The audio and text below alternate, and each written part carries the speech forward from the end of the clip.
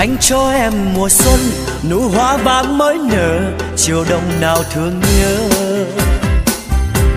Đường lao sao lá đầy, chân bước mòn hè phố, mắt buồn viên ngọn cây. Anh cho em mùa xuân này tất cả, lộc non vừa chạy lá. Lời thơ